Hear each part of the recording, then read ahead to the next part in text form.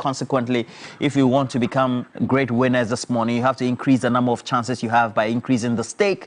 Choose option 2, TV3, and then also increase the number of tickets. Very important. And when you do that, you have some great time. Eric Opare Yaboa, Aiden, you're in Cape Coast. Good morning to you, a great friend of mine. Mama War, who is with the Asokli State. Good morning to you. I wish you all the best for the day. And then also Chairman Prosper, and then Chairman Godwin Tamaklo, who is a group chief executive for the RAID group. 10 years haven't been in existence, making sure they have the right things to do.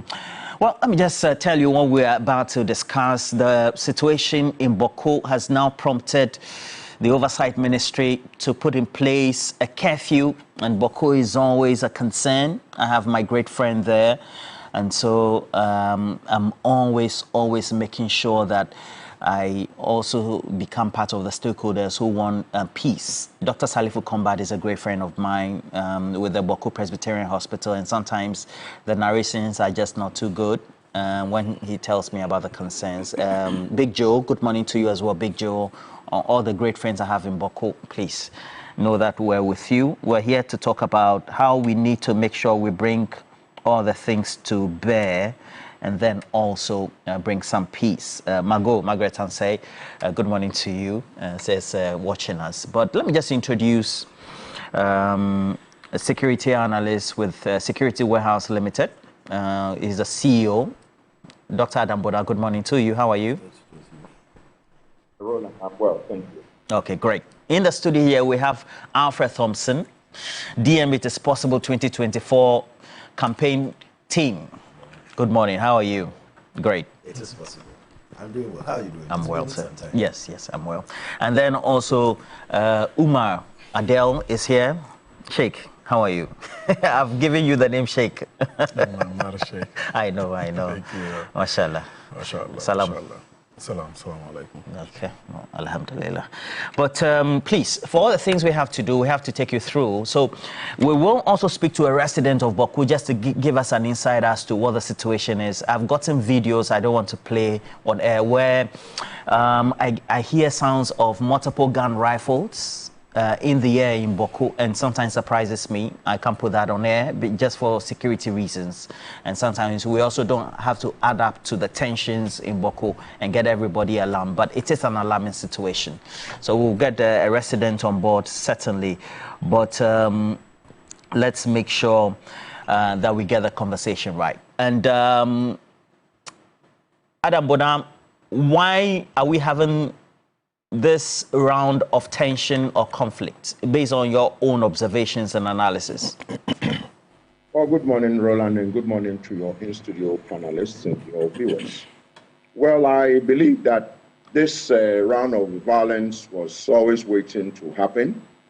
It was always waiting to happen. I believe we are aware that, an enskinment took place of another chief for Boko, even though we already have one who has been there and has been gazetted, and the leadership of this country keep reiterating the fact that they are, there is already a gazetted chief in Boko. And therefore, that once another chief or another person is escaped, then there's bound to be violence in that community, which is unfortunate. And so, in short, I would say, and there's always been violence, even though before, this the rival chief was installed or was enskinned. There's always been violence. Prior to that, a lot of people had died. Prior to that, myself, I joined, the leadership of our security architecture to visit Boko. And that was when there wasn't, any rival chief who had been enskinned. And before then, tensions were high. So you can imagine when, a rival chief has been enskinned. Obviously, the situation will get worse than it used to be, Alfred.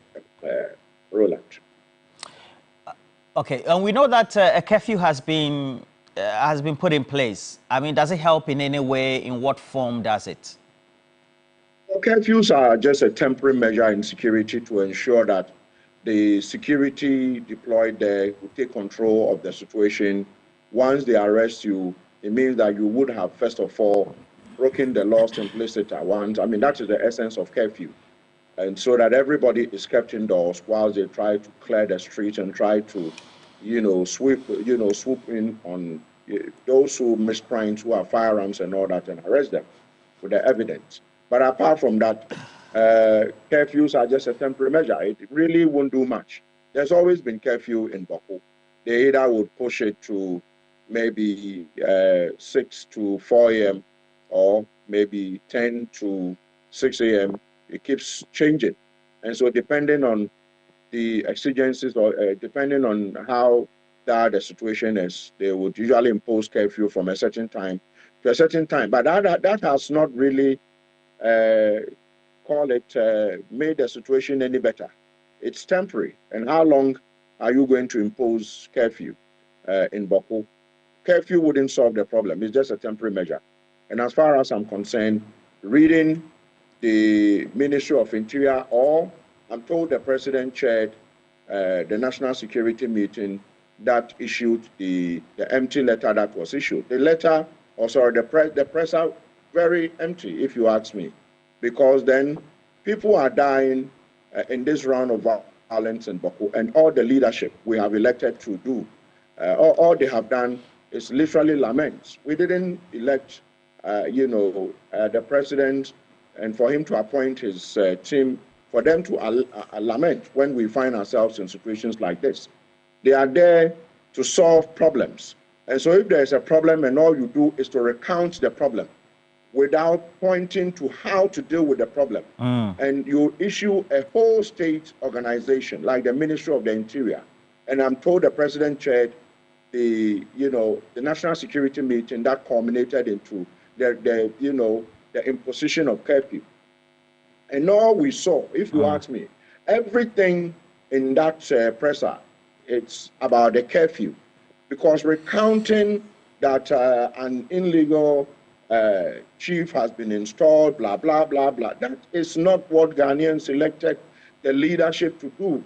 Tell us what you are going to do to ensure that peace returns to Bako, that if there is a situation that we are worried about, but telling us you have imposed curfew. It's not the solution.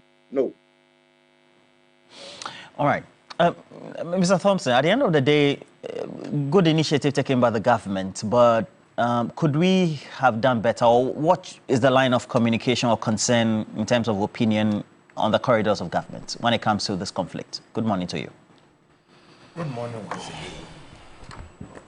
And it's rather unfortunate this is happening again. I would, before I start, I would say good morning to Dr. Alhaji Mahmoud Bawumia, who will be on a tour in some market areas today in Accra. He's going to... Dr. Bawumia is on a tour. Yeah. Okay. He's still working hard. He's not relenting his efforts to make sure that on the 7th of December, as he said, on the 8th of December, they'll declare him the president in waiting. And we believe that the hard work he's putting, the effort he's putting, is nothing that he's just going to sit at home and say that, this is an automatic win, so he's not going to work hard for it. He's working hard for his own victory. And we are all supporting him with our hard work and make sure that on the 8th of December, declaration will definitely be made for him. And so I would say that we'll do that, inshallah, with God being on our side. It's unfortunate that we come here every election year to sit down and talk. Getting to the elections, we come back to this Boko issue every now and then. It tells me straight away that there are some political influences or political connotations attached to it. It's unfortunate. I know that our good friend who just spoke is a security expert, and he doesn't expect that once the president has sat in such a security meeting, he will bring out all the details of what they have discussed and the things that he's going to do over there. such things, you keep it to your chest and you work underground to make sure that the conflict or the fight or whatever is happening there would reduce. And also make sure that at least the curfew is imposed where you have daylight, because you don't need 24 hours where someone will say that they'll give you light morning, afternoon, evening to go down and look at those who are committing the crime. In the evening, there's a lot of crime going on, especially in the dark when you don't see things. So you need to at least put in some curfew where there is dark and make sure that your security apparatus are moving or going around to make sure that people don't go out and cause havoc. So at this point in time, we need to just bring the peace that we need over there. That's the first point of call. The first thing to do is to call in this curfew, and then your other strategies you are putting in place. You don't bring it out. Gradually, you wade off all those. You can get all those kingpins who are causing a problem, bring them down, talk to them, do other things that would at least bring that peace. But when you look around Boko, it comes back to the fact that you have almost about, I think, 6 or 7, if I'm not mistaken, NDC constituencies surrounded it. And it tells you that you mean Pusiga, there's a yes, area, all those people, all those are NDC enclaves that they've surrounded Boko, and they feel that they shouldn't lose Boko. So rain or shine, election year, let's push something. Oh, you think that's the yes. situation? I mean, you really see between the lines. Are you saying that because they are NDC enclave, they should rather have a grip on the constituency in their various... If I'm surrounded by all these, if MPP... If that's my enclave, you are saying. If MPP has surrounded that place, the best they will do is to make sure that they have peace in Boko. But when you have all these enclaves surrounded around you, and you make sure that this place I don't want to lose, rain or shine, study and see, every 4 years, that is where you get all these spells coming out. Every 4 years. Why? What are we doing to ourselves? And last 4 years, I remember I came to sit here and we pleaded with them that it is about your lives, your children, your future. That place is like every time you don't want development to go on there. People will fuel whatever they want to do, sit somewhere and fuel everything, and then we'll always have to pump money there to make sure that we bring peace. Because whatever confusion is going on there can move out into the other constituencies and the other towns and over there. And it's not going to help us as a nation. We need to develop that place. We need to develop everywhere. They need to get their share of the national cake. But it keeps on coming on every 4 years, and it's not helping us. Please. Let us put all this aside and let us look at the nation as a whole. We shouldn't be seen as nation wreckers. We should be seen as nation builders, where we come together and work for the good of this country. And that is where I get hurt, that every time we'll come and sit down, we'll talk about it, and then we sit down and say that this thing, and oh, what is going on? Oh, this thing, the government should do this, the government should do that.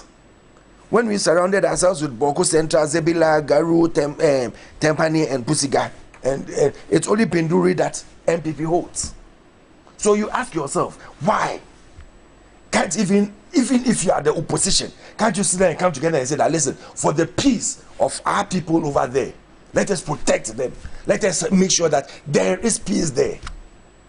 Maybe we need to call on Asantini again to come and help in this situation, because I believe that the last time when we came to power, the last time we called him, he was able to bring a lasting solution to some of the conflicts that happen within the Northern Enclave. And maybe he will be the best to help this time round. So I just have to plead with my brothers and sisters over there. It's about you. Don't let anyone come, sit back and influence you.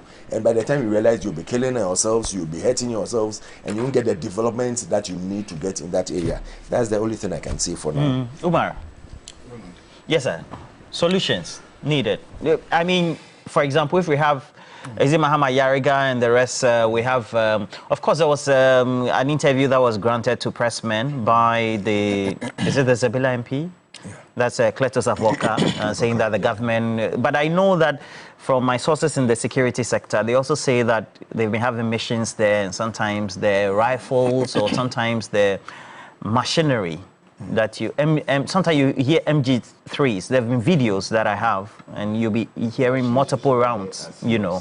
So, I mean, we need to speak the language of making sure that every side of this conflict guests to have a listening ear, but also get to hear what we're saying. Sure. How do we make sure there's a truce?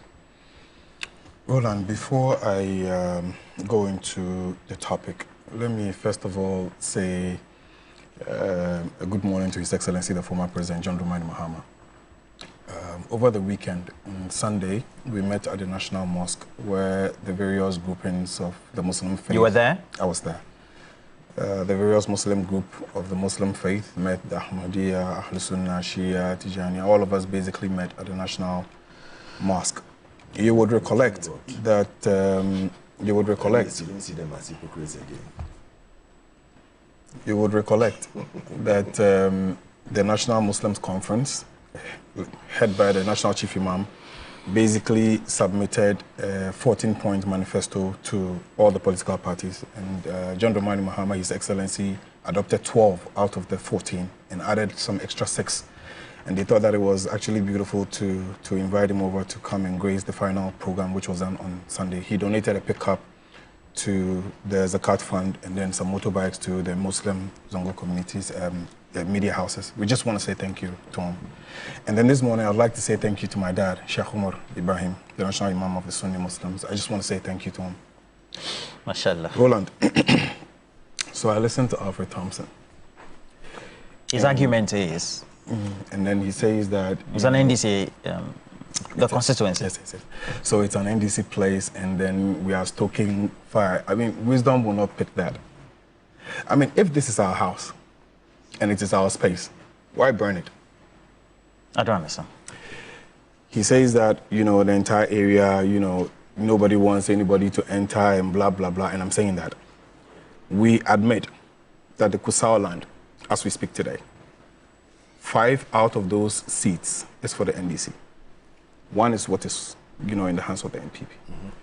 The question I'm asking is that, why would the NDC that has majority of seats in that area decide, for whatever reasons, to stoke fire so much such that we could even be... Oh, can you, when you're speaking up... No. I mean... No, it's a simple question. Please. Why would we want to stoke fire to create chaos so much such that we'll give you an advantage to want to say that you want to do a state of emergency and then we won't even have votes, you know, being casted? It doesn't make any sense. I mean, wisdom doesn't pick it. You see, what these are half-brothers keep doing, and we keep talking about these things, and people are not really paying attention, is that they are very, very cunning. Let me give you an example. Mahama Yariga, his father is Kusao. His mother is from Mampusi.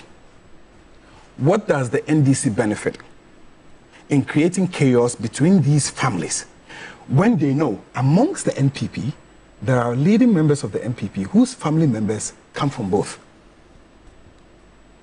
What wisdom is there in that? Then he says that these people, they have a problem. And every time when it's election year, and what of that, and on. Listen, when you're given leadership, you've been given something. You've not been given, it's not a barbecue. When they give you leadership, you've been given a position to stand and fight for the people. That's what a position of responsibility. Responsibility. But somebody to say, so too, those positions held by NDC MPs. I'm not disputing that. I'm not disputing totally. I'm saying to you that the NDC would have nothing to gain to create chaos because we hold 5 of those seats. But you see, the MPP has a strategy for these elections. They say we would win these elections by any means necessary. So we can have a conversation about what happened, for example, in Volta region. Let's displace the people. We can have a conversation about the things that are happening with the Electoral Commission. Let's create chaos. We can have a conversation of what is happening in Boko as we speak right now. Let's create confusion. In every way, they can find a way to reduce the number of votes that the NDC would have. They're basically on that tangent. If not, the spillage in Volta region doesn't actually make any sense. What is going on in Boko doesn't make sense. Did you know that the Dagbon, the case of Dagbon was actually far more volatile than what we're currently having in Boko? Roland, how can you have settlement between 2 rivals when you can't bring them onto a table to have a conversation? How can you do that? There needs to be conflict resolution. I mean, it's just common sense. So you're saying that we're not looking at the root cause of the problem? Roland, if their interest, if the MPP's interest and the president's interest and His Excellency Baomia's interest is to resolve this issue, trust me, the issue will be resolved. Why Baomia? What has he done to you? He's the vice president. He goes around that area, he campaigns. Everybody goes around that area, they campaign.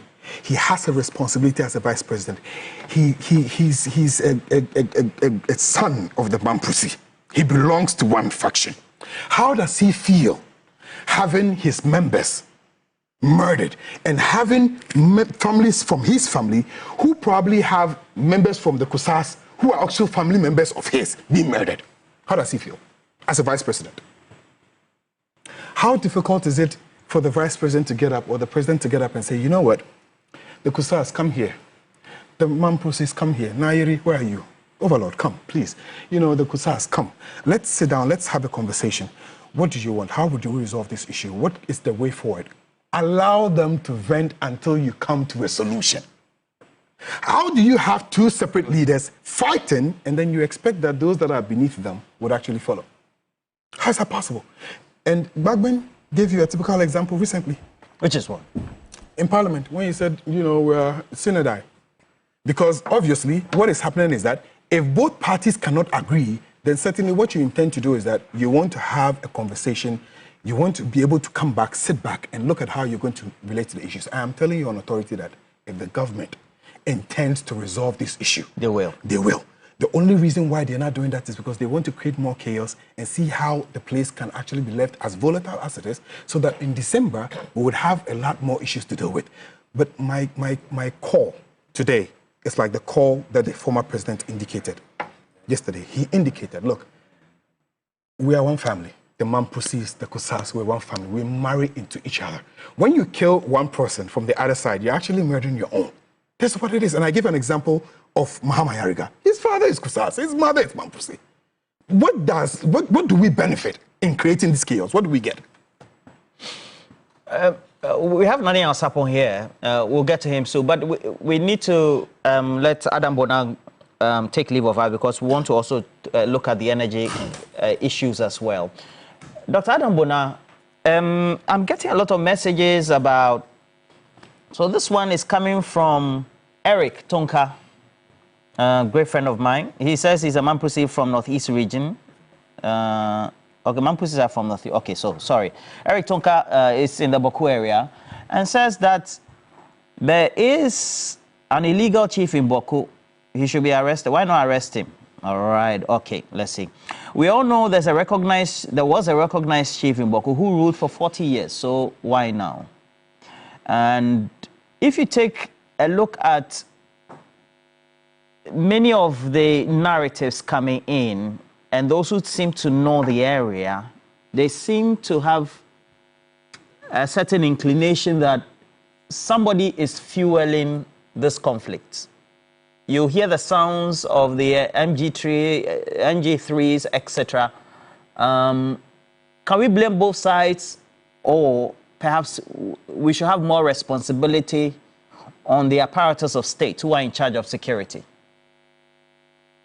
Well, Roland, what I would say is that the state must take responsibility while the people also take some portion of their responsibility. And I think I indicated on your network, when we joined, what do you call it?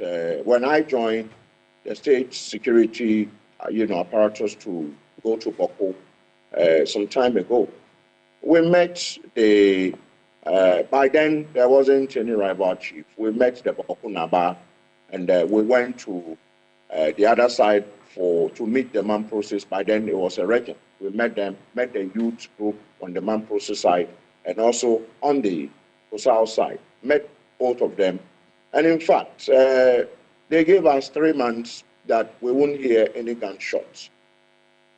And the promise from the states, and Honorable Nitiwu was part of the delegation. Honorable Ambrose Derry, he was the then Interior Minister, he was part of the delegation. The former CDS, the IGP, all of them were part of the delegation. And there was a promise from the state security architecture that they should, put down their guns for 3 months whilst dialogue probably takes place. But unfortunately, when we came back, there was no contact. There was nothing. For 3 months, there was no gunshot in Boko. And the people will tell you. So I would not say that people just like to fight. Because then when I joined the delegation and we visited Boko, and there was a promise that there will be another round of visit. And this was said to the Bokunaba then, was said to the youth of the Kusao area, the regents on the Mamprose area, and then the youth on the Mamprose area. But for 3 months, there was no visit. And when I checked, I was told there is no resource to go for, for the state to go back and continue the dialogue. So immediately after the 3 months, the, shootings started again. And if you know, even the military, in Boko, the 11th Mechanized Unit, sometimes they come under attack. And as we speak, the police station within Boko, the fence wall, portions of it have been broken down because itself has come under attack. And so mine is that, and I've said it repeatedly, for those of them in Boko, it is in their own interest to put down their guns and stop killing one another, because then it will be very difficult. I think I heard my colleague, the person who spoke on the NDC, the MPP side, speak about Asante Hene. Yes, His Majesty Asante Hene has been part of the dialogue to try and broker peace in Boko. But, the situation in Boko is so different from Dabo.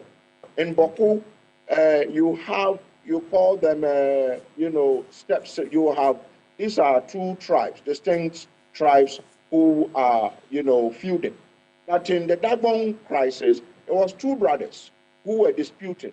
And it is easy to bring two brothers to a round table to talk than to bring two tribes who might be from probably either their step-siblings or however you want to put it, to a round table. And when you look at what happened in Boko, so I have heard it. Asante Hene, he's playing his role, but the truth is that it is incumbent on the people to put down their weapons and probably let peace reign.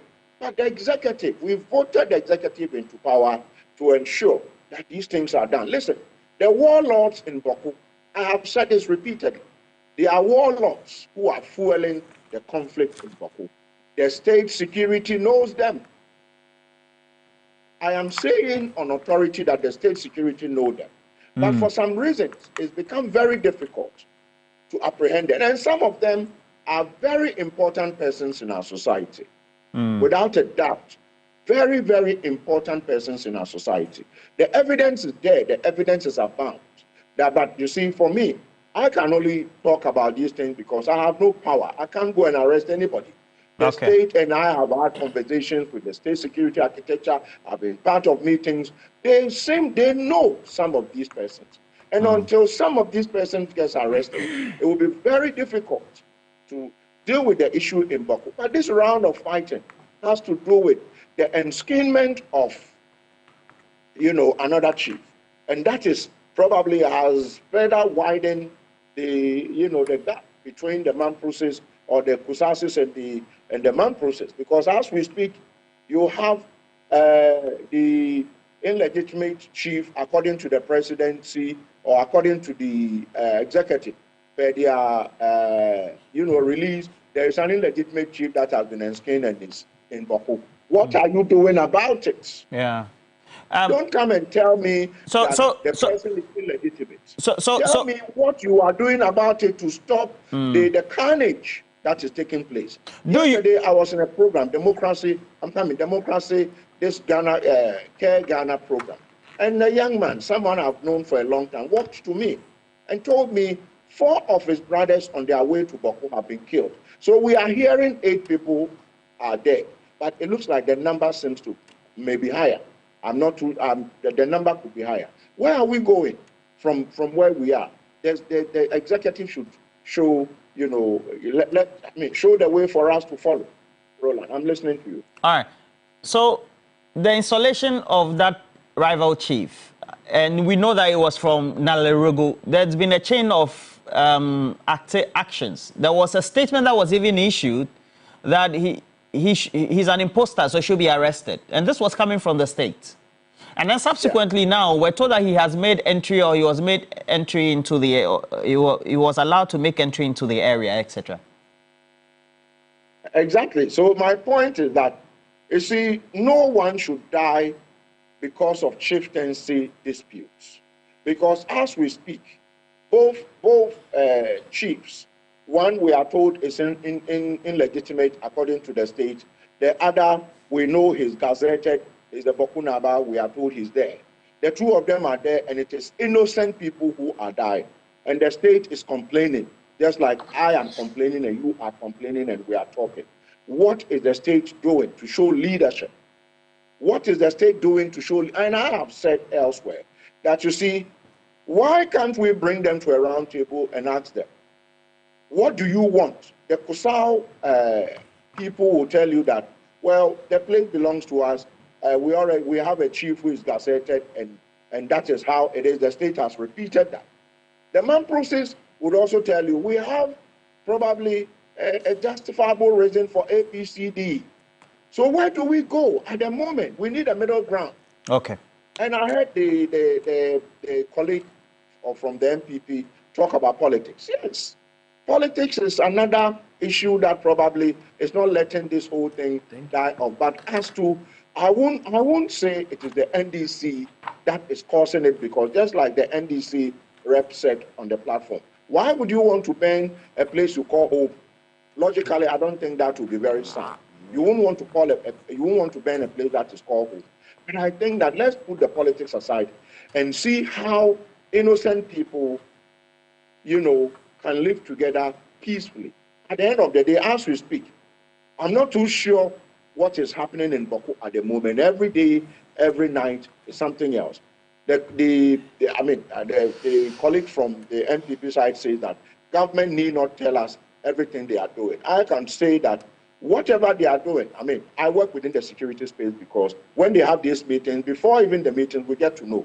And the idea, we don't have to put out everything. But I will tell you for sure that the meeting that was held did not culminate into anything. It was not going to lead into anything. If there was something, we all try to manage what is supposed to be put out there. But as we speak, Roland, there is really nothing that I can say gives me comfort that this round of carnage that we are seeing in Boku is going to stop today or to stop tomorrow, because as we speak, there are two chiefs who are in Boku. How do we deal with this situation as we speak? The talking must stop whilst we take bold steps to ensure that the carnage stops, because then, if not, we might see something that will look like a genocide in Boku. We need to be very careful. Well, thank you very much, Adam Bona, and Dr. Adam Bona joining us there. Dr. Hassan Ayariga comes from the area, and Nani Asapong. He says, government is playing with the situation in Boko. People are dying. The situation is escalating and spreading to other towns and constituencies. Let's be very careful about the situation. Government's position must be communicated to all. We need peace in Boko and Ghana. And as a native of Boko and a presidential candidate, my paramount concern and interest is the peace and security in the area. And subsequently, when you also look at the number of messages coming through, so for example, from Guy G, who says that the fact is the elders and opinion leaders in the area have not shown any commitment to the cause of achieving a lasting peace in Boko. What the youth in Boko must know and understand is that those who encourage and finance them to fight have nothing to lose. In fact, they have given their children the best in education and do not therefore care what happens to the area. And then Ameto Kwame also sent me the same. He says, he says, the present escalation of the conflict is instigated by the Bawumia Akufo-Addo government. And he continues by saying the government has allowed an illegal chief enskined by the Nayeri, the overlord of Mamprosis, to be brought into Boku overnight. This is the cause of the present escalation in the conflict. So this one rests in the ambit of national security directly, 100%, and the government is culpable. Roland, it's heartbreaking. It's heartbreaking. And it's so unfortunate that when I was coming, I was listening to you and you were saying you have very good friends in Boko. I personally also have my classmates and former working colleagues who are from Boko and still live in Boko. And it's so unfortunate what is happening, Roland. Do you know Salifu Combat? You might not know. Yes. Okay. And this dawn, there was a funny but not funny thing that happened. So my regional anchor, who is in the Upper East region, decided to call me around 5 thereabout, and he joined me to a conference call. And he said that he didn't want to hear it alone. And what I was hearing was like when you have gone for prayers and people are clapping. And then I was like, what sound is that? And your guess is as good as mine. Those were beautiful sounds. It's very scary. I'm in Accra. It was through the phone. Yeah. I could still... I keep hearing them all the time. I was scared in my room. And he was like, Nana, this is what we hear. This is like a bell to wake up. And so it's no joke. And I coming here, I was like, if this is what is going on and we find political communicators come to sit on sets and try to play politics with the situation, that is because they have not been there.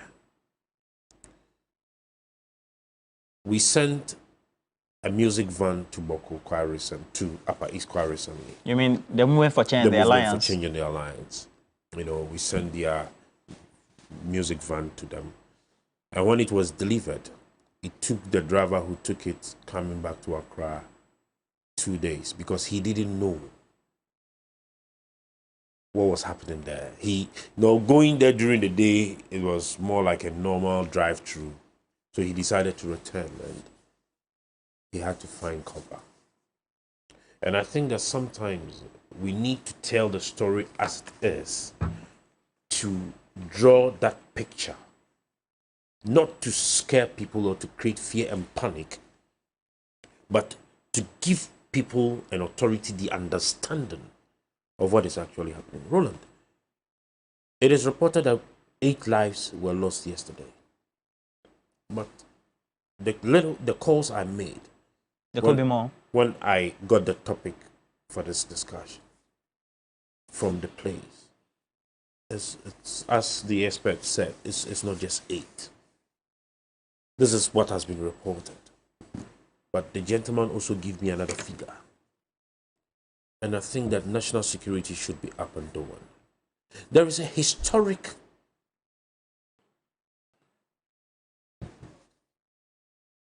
background to this whole conflict that dates back into the ancient days.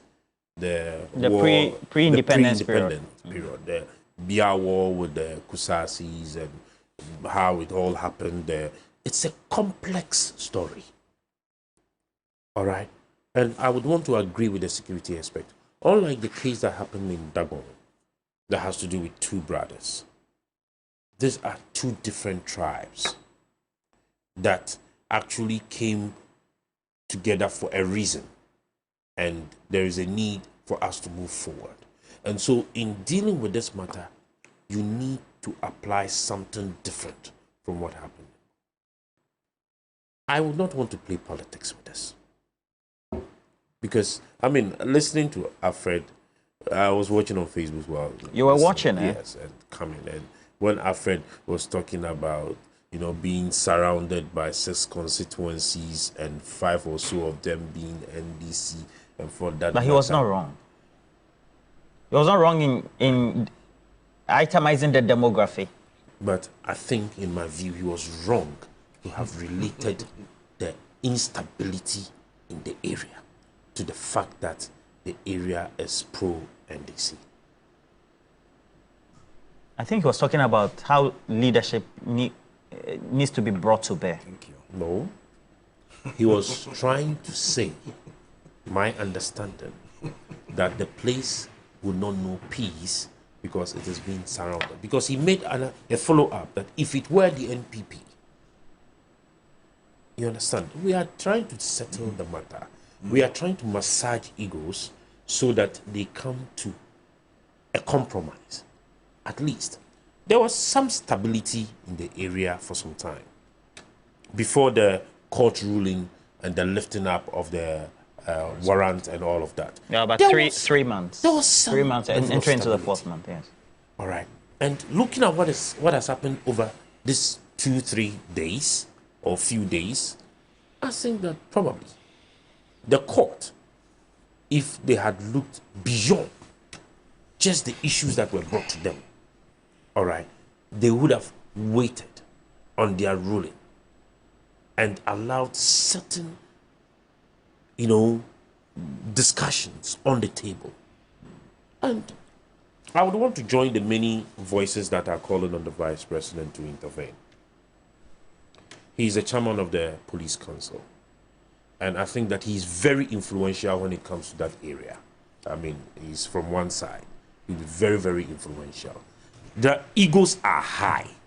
And so we need the high-profile individuals who are from both areas, both the Kusa, if we are able to identify very influential people from that place, as we are identifying very influential people from the Mamproses, let them come together. Let us all sit around the table. Let us discuss. Let us meet at the point and see. Because, Roland, this is a conflict alludial to, that is coming out of alludial rights and chieftaincy. And people will not just let go like that. The recent one, I'm reading and talking to people, it's been over 40 years. Just a quite recent one. Forget about what happened in the colonial era. President Kufuor was able to manage the situation. Atta Mills was able to manage the situation. During John Mohammed's time, there was some, but he was able to manage the situation. We've been able to manage the situation up until now. And so, indeed, if what the security expert is saying is true, which some of us do believe, that there are some hands in it, we can identify those hands and publicly call on them to bring stability to the area. Let them make public statements. Let them be seen seated around the table. Let it come on national television. Let the youth in those areas see these persons who are influencing their actions that is actually affecting development in the area. See them discuss and agreeing to a peace call. And then we can move on. So I think that a proper peace or a roadmap is needed. A roadmap is needed. Unfortunately, Mr. Alfred Thompson. Fortunately, to me, in my view, I think because the chairman of the Police Council actually is an influential person from the You mean the Vice President? He's the chairman of the, according to the Constitution. Yes. I'm saying that since he is from the area, I think that a call from him would not be bad. No, in my view, a call from him would not be bad. Because in rating or ranking the persons of influence within the area, I think he ranks top. Okay. So let me put this into perspective. We have members of parliament. Yes. We have the Vice President at the top, chairman of the Police Council, of course. Yes. But then we have members of parliament. Going to benefit for the election will be the Vice President. He's a presidential candidate. He's chairman of the Police Council. But we also have members of parliament. Yes. We have the... Unfortunately, the majority of them are from the other side. Yeah, so I'm only saying that... And we have Hassan Ayaruga. Yeah, of course. Even, Hassan Ayaruga, he just gave me a message and I read it as well. So for me, I'm thinking that there's a certain nuance to this. Okay, and long-standing historical conflicts also need to be tackled the way they are. Yeah. And blaming or picking on whatever one says is not the way to go, I think. I'm just moderating. No, of course. But yesterday there was a press conference by the current chieftain, the Kusao side, and they say he's the legitimate one. Okay, so this one is coming from a senior military officer who is very much familiar with the area, had even been deployed to the area and all that. And he says this is Messi Onwona. He says, if the security services and the army appoint commanders to lead and manage the Boko crisis and other security issues based on political affiliation and party membership instead of competence and institutional discipline or regimentation, security issues are left unresolved. He says, Roland, I've been to the area. Not too far away is the Misiga border.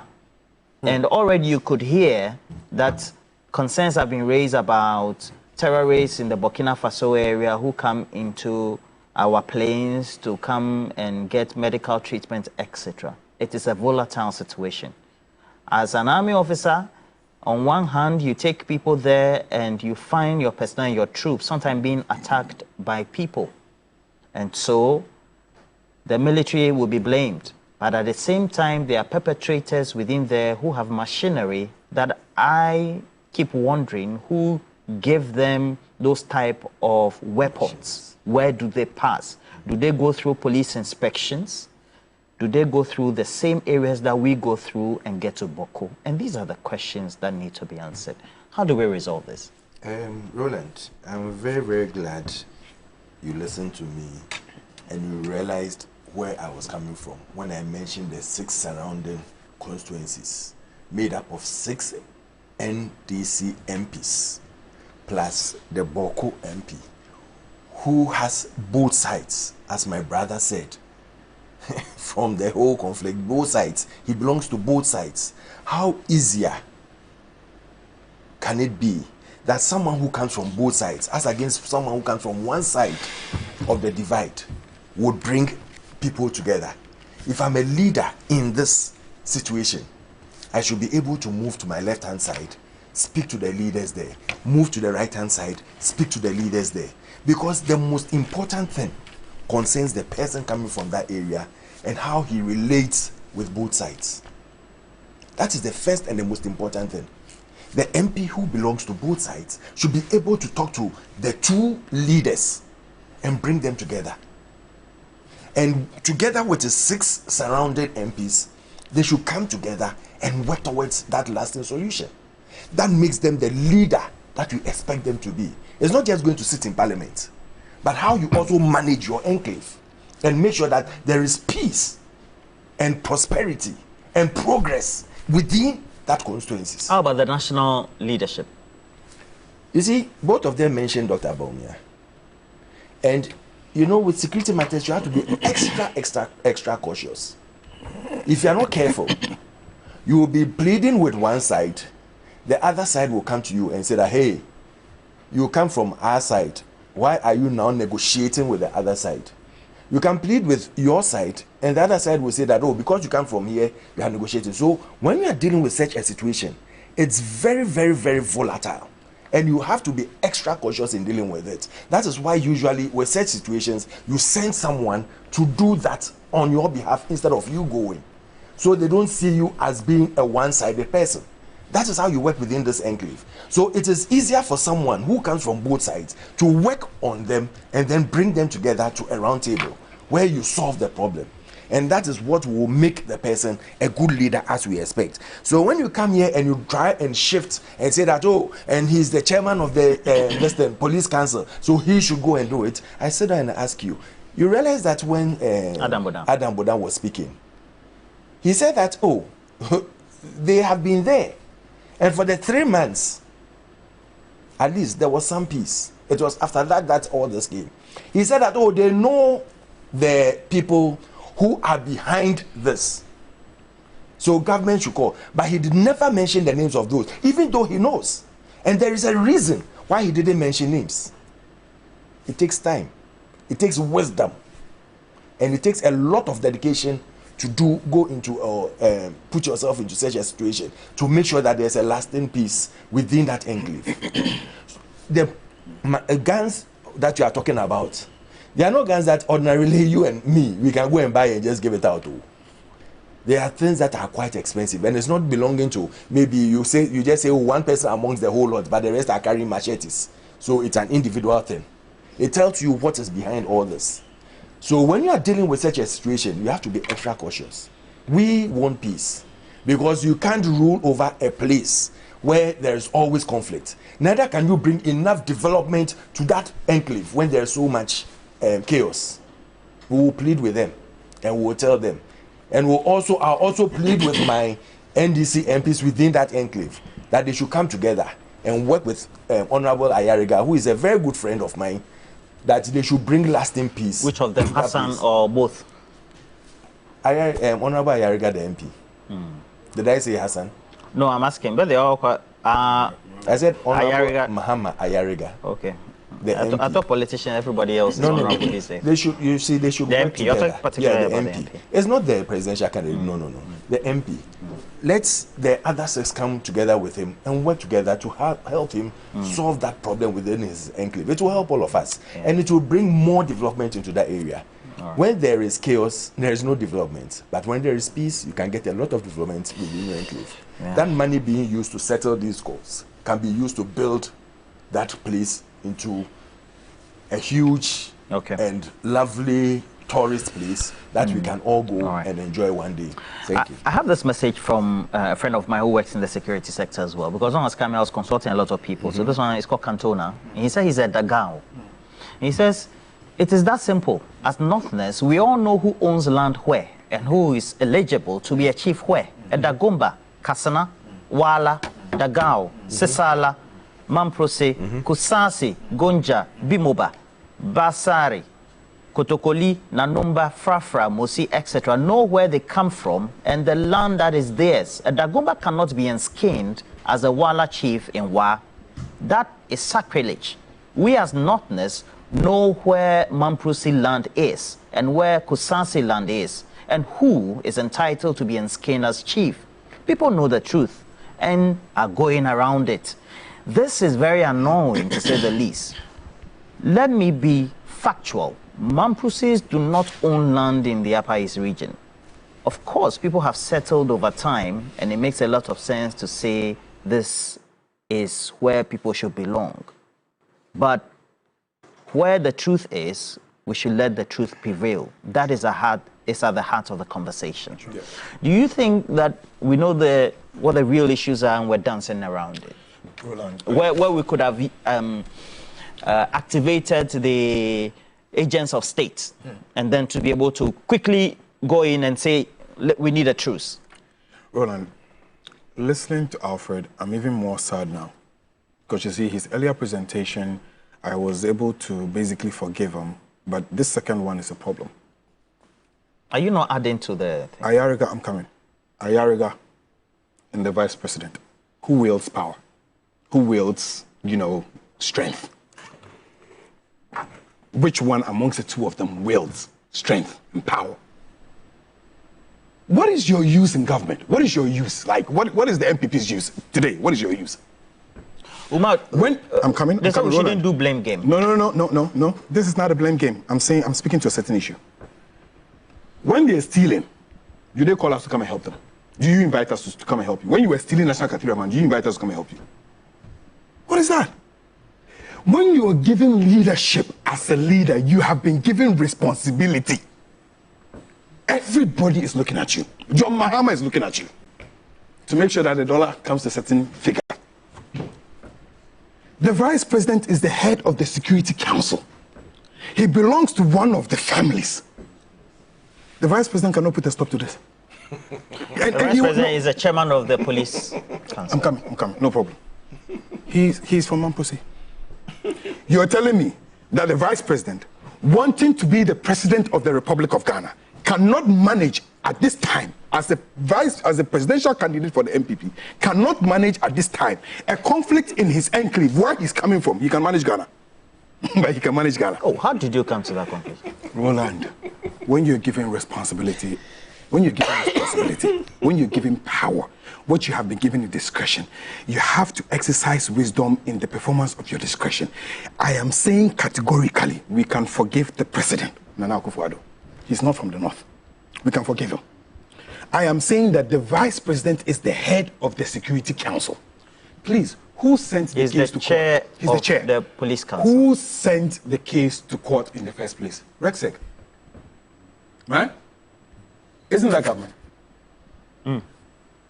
They even issued a statement after, say that don't recognize this and that and that. Exactly. So who did that? Government, no? What's your point? No? Okay, so government does that. The same government, when the time was due for them to go for appeal in Kumasi, the Attorney General didn't show up. Why? What are you implying? I am saying that the same government that took the case to court was not there to insist and make sure, like Adam Bona is speaking, that the right things were done. So what happened? The warrant was taken off. And then we've had 4 young men who were on their way to go and bury their father.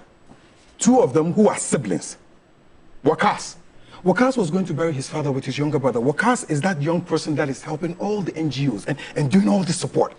Together with 2 of his friends, one of them called Nuru, murdered. As we speak, their bodies are coming back to Accra. And we console their families. When it is time and we need you, look at, see, they make the mistakes and end up killing them and end up putting all of us in problems.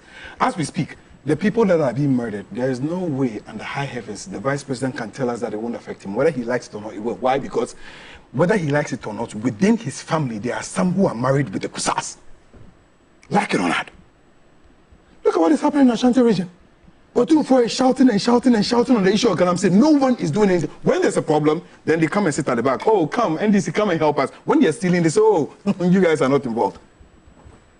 I am telling you on authority, Alfred Thompson, take it from me. The vice president has proven without doubt. If you can sit here and tell me that the vice president will not be able to go in there, and the reason why he can't go in there is because if he goes here, people will say that, oh, he belongs here. And when he goes here, people will say, he has no use. Because in leadership, you should have what is called conflict resolution skills.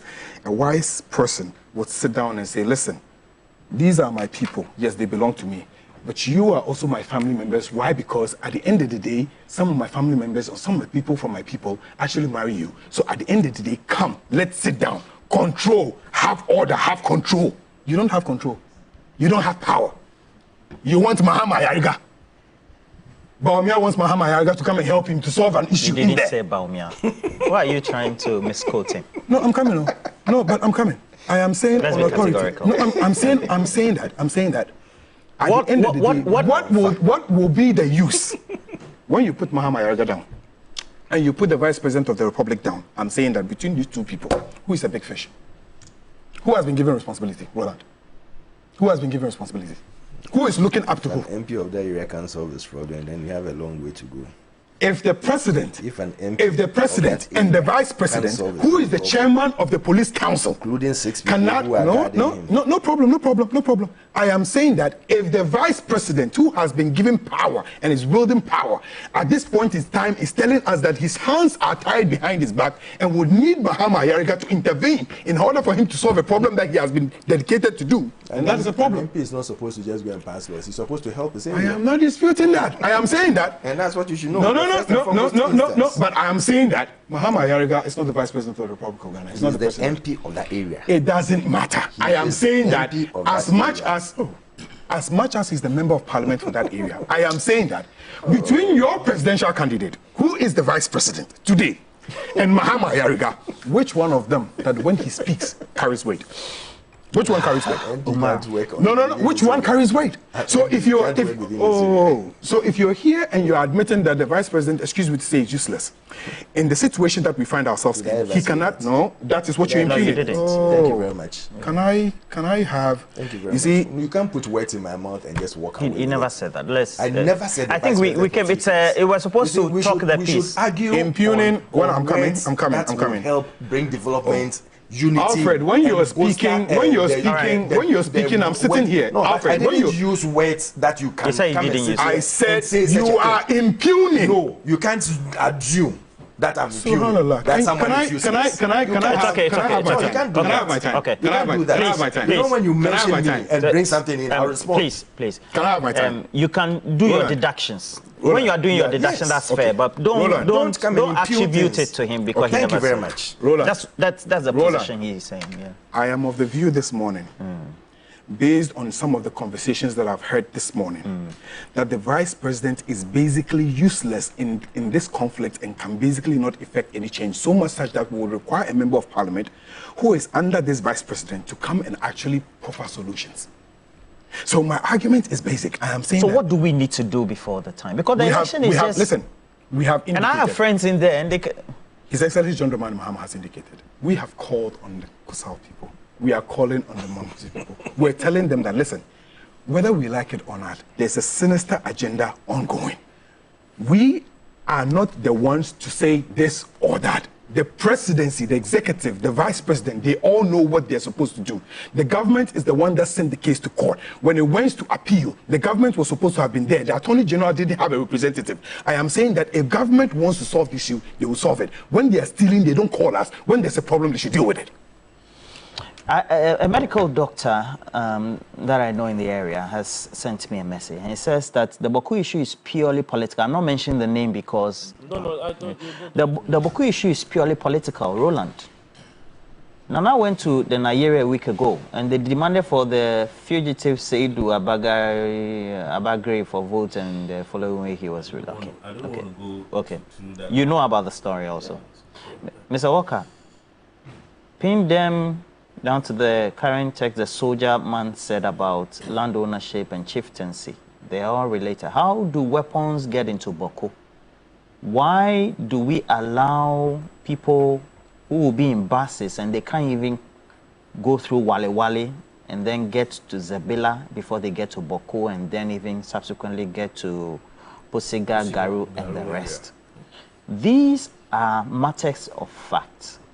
The reality is a government manages every institution of state.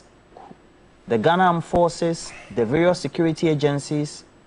If we say small Boku area, we cannot move in, stabilize it, and ensure that people move through and fro, then as a country, what use are we in protecting our citizens? Right. Is there a semblance of that situation that we have? That the government is in charge of all security apparatus, if really they are committed to... Roland, when I see you have spoken English, then you see I'm telling you have spoken English. The cabra for the dog. Do I need to tell you that the executive or the government is in charge of security of this nation? Roland, there is somebody who is the commander-in-chief.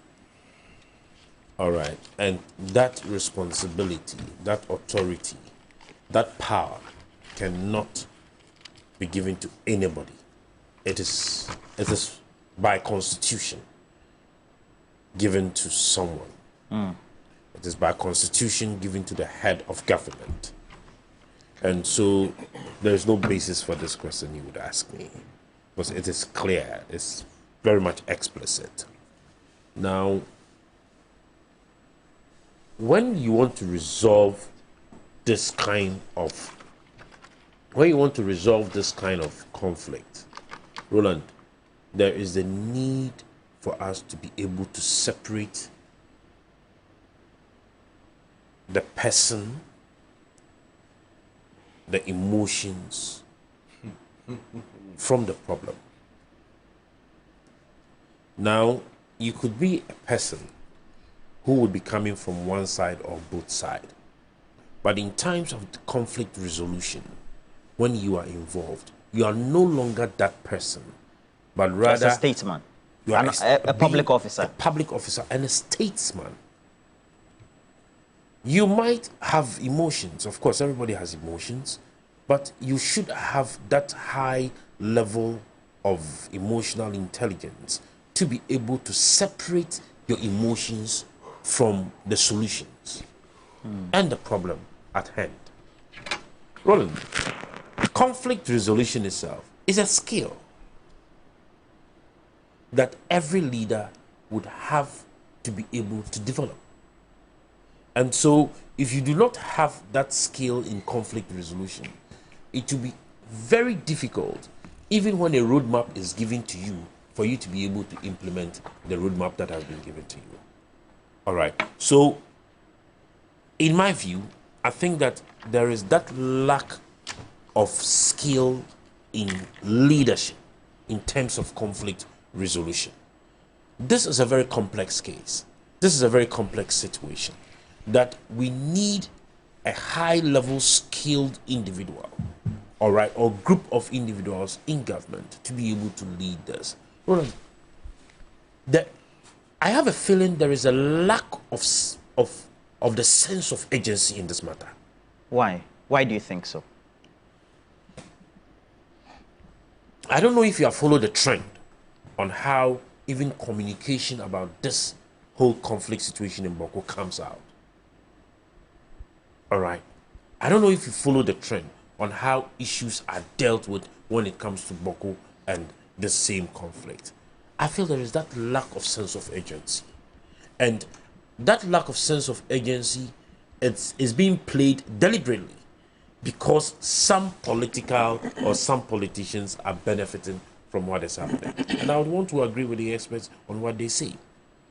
Politicians are benefiting from this.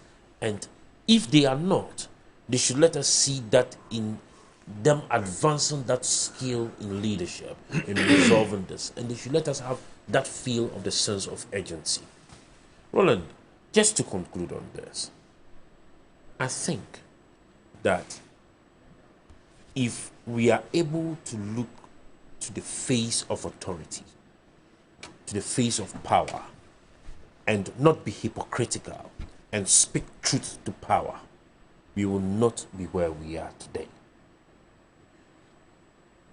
As I said, it's rights over land and chieftaincy. If you go to the northern, I've lived in the northern region almost all my life. As the texter said, there is a clear definition. Everybody knows where the authority of their skin ends, starts and ends. They know where their land starts and ends. And they know who is in charge and who is in control where. Let us speak to power. That's it. All right. Thank you very much. I wanted to do something on power or electricity, but we're not able to do it. But are we done? Yes. Adele, thank you very much. Thank you, Roland. You seem very emotional today. So, if I can just say, no, if you say it, everybody. No. Just to the family Thompson, members. thank you very much as well. And then also, Nani Asapon, I've loved you coming. I'm inviting you to the walk on Saturday. So just as we painted Ashanti region yellow last 2 weeks Saturday, Alan Chamantin is leading a walk on Saturday through the principal streets of Greater Accra. And we are painting the entire of Greater Accra yellow, just like your New Day colors. What do you people like using that? New Day the montage was done before. Yeah. Whether Gold Coast or Ghana. Oh, be the same country. Step into the world of Dewa 5:39 chop morning. And with Dewa 5:39, for your chance to win big, you need to make sure that you play this. And it's for Dewa Direct and Dewa Chop Money. Now with Dewa Direct, you dial *446#. Ping the range of the numbers 1 to 39, win 20 times your stake, 40 times and 400 times your stake, and then also get to win cash every evening at 7 p.m. and on Sundays at 6 p.m. Early birds, they love Dewa Chop Money, and at 10 a.m. you also have to dial same *446#. You choose a range of the numbers. You know, the good thing is you win 20 times, 20 times, 40 times, 400 times your stake. You can play online, dewa-nla.com. Very easy peasy, as it is. I have this one coming from Chairman Prosper, who says that I haven't had light since yesterday. I've been experiencing power cut over the period. I was thinking you would discuss the power situation. Well, unfortunately, we weren't able to discuss it. But also, Nelson Akotia says, look, we have to make sure there's peace across the country. The election is up. Why are we making sure we're not resolving this? Let's move in with the army, resolve the conflict, and then create the peace that is needed. All right, for all those who have sent us messages, we're grateful as well. Now, let's take a break. We'll be right back with the latest.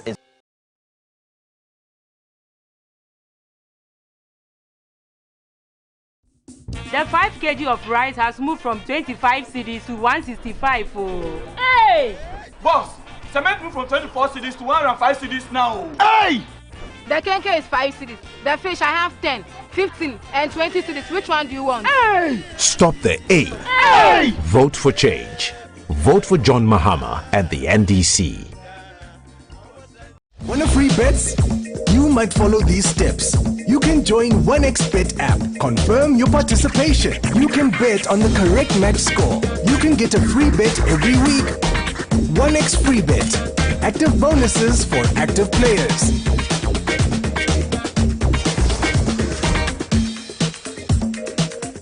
This advertisement has been vetted and approved by the Gaming Commission of Ghana. Bet responsibly, not for persons below 18 years. Gambling can be addictive. Santex and Crown Paints. Excellent paint that is resistant to peeling, mold, algae, and fungus. It comes in a wide range of colors with high opacity, high spread rate, and dries fast with no afterpaint stench. Santex and Crown Paints are distributed by Bamson Company Limited. Locate us at Sickens House, Old Fatima Road, South Industrial Area, Accra, or any of our branches in Adabraka, East Legon, Tema, and Adum in Kumasi. Call or WhatsApp us on 0573839640.